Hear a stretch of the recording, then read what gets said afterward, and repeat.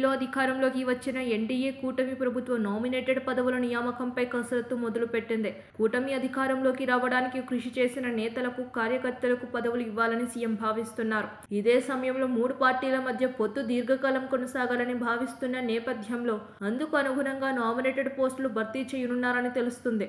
Assembly ఎన్నికల్లో TDP 135 స్థానాల్లో గెలుపొందింది. జనసేన 21 స్థానాల్లో విజయం సొంతం చేసుకుంది. బీజేపీ 8 చోట్ల గెలిచింది. 3 పార్టీలు కలిసి పోటీ చేయడంతో చాలా చోట్ల ముఖ్య నేతలకు కూడా టికెట్ దక్కలేదు. అలాంటి వారికి నామినేటెడ్ పదవుల్లో ప్రాధాన్యం ఇవ్వాలని నిర్ణయం తీసుకున్నారు. అటువంటి వారిని గుర్తించి పదవులు ఇవ్వాలని 3 పార్టీలు నిర్ణయించాయి. కూటమిలో పెద్ద పార్టీగా టీడీపీ ఉంది.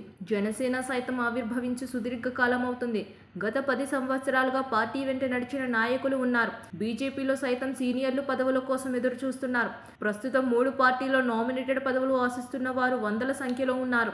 ఈ క్రమంలోనే 3 పార్టీలు ఒక ఫార్ములాను రెడీ చేసుకున్నట్లు తెలుస్తోంది. టీడీపీ ఎమ్మెల్యేలు ఉన్న చోట ఆ పార్టీకి 60%, జనసేనకు 30%, బీజేపీకి 10% పదవులు కేటాయించనున్నారని సమాచారం. జనసేన ఎమ్మెల్యేలు ఉన్న చోట ఆ పార్టీకి 60%, టీడీపీకి 30%, బీజేపీకి మిగతా పదవులు కేటాయించనున్నారు. బీజేపీ ఎమ్మెల్యేలు ఉన్న చోట 50% ఆ పార్టీకి, మిగతా శాతం టీడీపీ, జనసేనలకు పదవులు కేటాయించనున్నట్లు తెలుస్తోంది. రాష్ట్రంలో 100కు పైగా వివిధ కార్పొరేషన్లు ఉన్నాయి. వీటితో పాటు సలహాదారుల పదవులు కూడా ఉన్నాయి. రాష్ట్ర స్థాయి నామినేటెడ్ పోస్టులు ఉన్నాయి.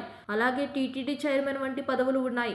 వీటి విషయంలో 3 పార్టీల మధ్య ఒప్పందం కుదిరినట్లు తెలుస్తోంది. ఇప్పటికే తెలుగుదేశం పార్టీ సర్వే చేస్తుంది. పార్టీలో సీనియర్లు ఎవరు, వారి పనితీరును తెలుసుకునే ప్రయత్నం చేస్తోంది. జనసేన సైతం పార్టీ ఆవిర్భావం నుంచి సేవలందించిన వారి వివరాలు సేకరిస్తుంది. బీజేపీ కూడా వివరాలు సేకరిస్తుంది. టీటీడీ అధ్యక్ష పీఠం ఎవరికి ఇస్తారు అన్నది తెలియాల్సి ఉంది. ఆ పోస్టును తెలుగుదేశం పార్టీ తీసుకోవాలని చూస్తుంది. అయితే నామినేటెడ్ పదవుల విషయంలో కొత్తగా చేరిన వారి కంటే ఎప్పటి నుంచో ఉన్న వారికి ప్రాధాన్యం ఇవ్వాలని భావిస్తున్నాయి. ఎమ్మెల్యేల ప్రాతినిధ్యం బట్టి పదవుల శాతాన్ని విభజించడంతో ఒక పార్టీ విషయంలో మరో పార్టీ కలుగు చేసుకోకూడదని ఒక నిర్ణయానికి వచ్చినట్టు సమాచారం.